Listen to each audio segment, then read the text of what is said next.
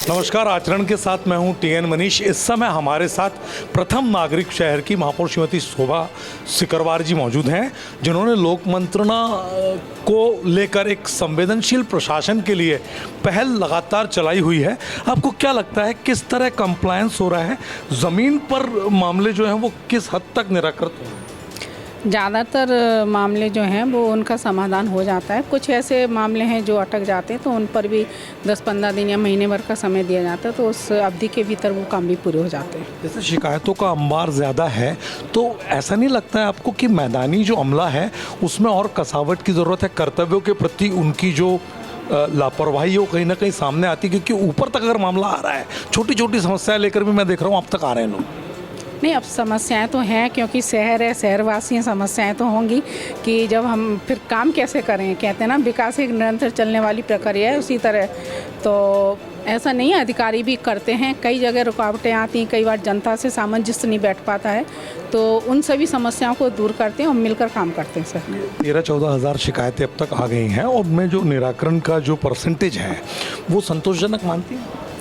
मुझे तो संतोषजनक लगता है, थोड़े बहुत नहीं बोल सकते हैं, लेकिन ज़्यादातर समस्याएं समाधान हो जाती हैं। और जैसे हम लोग फिर बीच बीच में समीक्षा बैठक भी करते हैं, जिसमें सभी अधिकारियों द्वारा कितनी समस्याएं मतलब नहीं हुई हैं समय पर, तो उनको फिर निर्देश भी दिया जाता है। और आज मैंने जो लिस्ट मंगाई है उसमें मैं वही देख रही हूँ कि कहीं कहीं 3 या 4 एक ऐसी समस्याएँ हैं, तो वो भी जल्दी से पूरी कर दी जाएंगी। अभी चेतकपुरी में जो नई सड़क बनी है वो दब गई। इसके अलावा सचिन तेंदुलकर मार्ग में आगे इनकम टैक्स के पास गाड़ियां सुबह फंसी। तो ये इस तरह से ऐसा नहीं लगता है कि काम हुआ और फिर एक छोटी सी बारिश में इस तरह की स्थिति? तो किस तरह आपको लगता है कि ठेकेदारों पर और सब लोगों पर?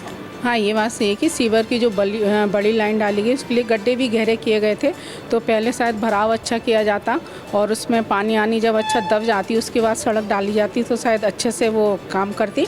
और जिस ठेकेदार ने भी ये काम किया हो, किस गुणवत्ता की कमी के कारण है, तो उस पर जांच करी जाएगी और ठेकेदार के खिलाफ कार्रवाई की जाएगी। जल भराव को लेकर, इसके अलावा जर्जर मकानों को लेकर, चूँकि मानसून ने दस्तक दे दी अभी इसमें ग्वालियर चंबल में, किस तरह आपको लगता है कि टीम जाएगी और कैसे आपने इसकी पूरी रचना की?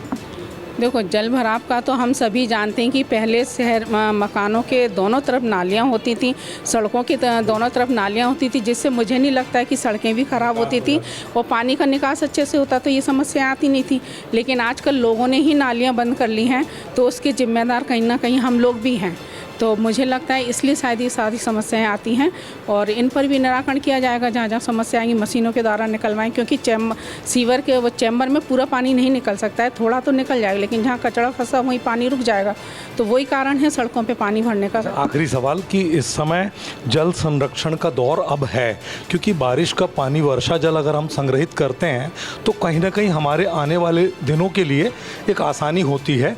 किस तरह से आपने इसमें, क्योंकि जो भवन निर्माण स्वीकृति वगैरह में तो नियम है, लेकिन कितना कंप्लायंस हो पा रहा है, निगरानी किस तरह की? जल संरक्षण को लेकर तो मैं भी लोगों से कहती हूँ कि ये बात सही है, हमारे शहर में अभी तिघरा का पानी ही है और चंबल से पानी लाने का पूरा प्रयास किया जा रहा है, लेकिन लोगों की प्राथमिकता है कि वो पानी ना फैलाएं, क्योंकि ज़्यादातर मकान पक्के होते जा रहे हैं, ज़मीन कच्ची कम हो रही हैं, जिससे ज़मीन में पानी भी कम बैठ रहा है। और जो हमारे पुराने कुएं और बावड़ी हैं उनको भी हम लोग बंद करते जा रहे हैं, तो मुझे लगता है कि उनको बंद नहीं करना चाहिए, उनकी नियमित सफाई हो, उसके ऊपर जाल डलना चाहिए, जिससे बरसात का पानी वहाँ इकट्ठा हो और हम लोगों को उस पानी का ज़मीन के जब वो अंदर बैठेगा तो हमारी बोरिंगें भी नहीं सूखेंगी।